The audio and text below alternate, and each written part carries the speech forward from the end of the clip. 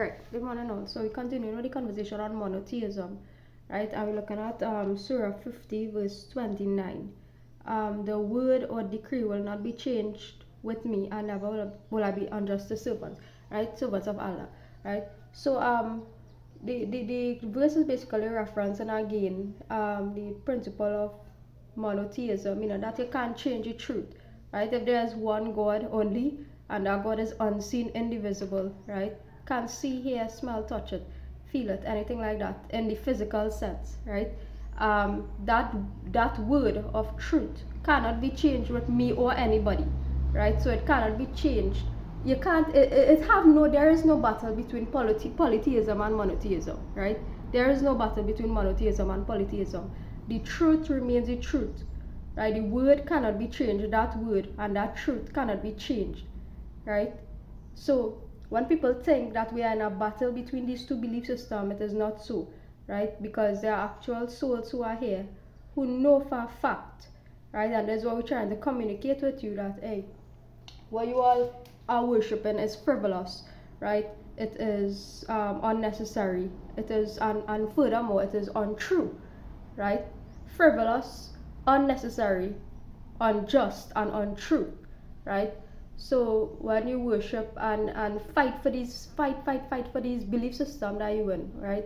Whether it's in Indian systems, white system of thought, Christian systems of thought, African systems of thought, right? Whatever cultural system, Greek, whatever it is, right? When you keep fighting, like amongst yourselves, between, say, battling different demigods and battling between demigods and so on, it is unjust, unnecessary, it is frivolous, it is trivial, it is untrue. There is really no battle, right, between polytheism and monotheism. There is no battle, because there is a truth and there is the truth, right? The truth is that there is one God, and that God is not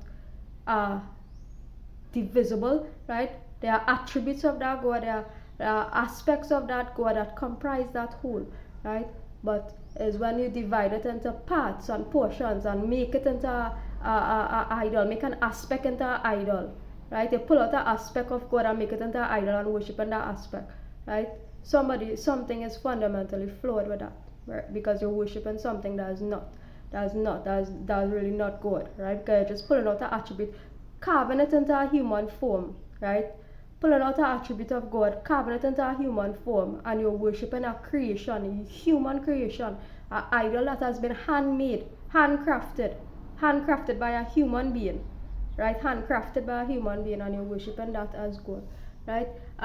Anyhow, like I said, this is only one shirk or sin within the religious community. There are many greater and grander sins that are taking place, like real true evils that are taking place in the world. And at the same time, when we are fighting this war, we are also fighting the true evils in the world, right?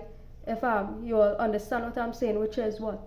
Things like human trafficking, child sacrificing, child ritual torture, right? Hollywood practices child abuse, sexual abuse, all these things that go on at that level, financial oppression, narrow but technology trying to turn humans into robots, all these kind of things. So there are so many evils, right? Grander evils on a grander scale of life, right?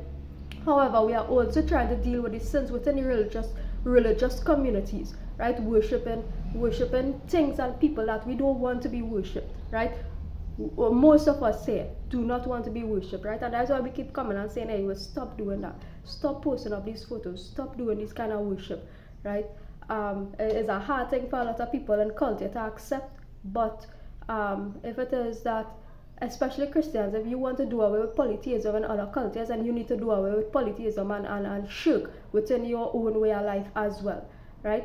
So we continue this conversation with monotheism, and we'll pick up this conversation inshallah tomorrow.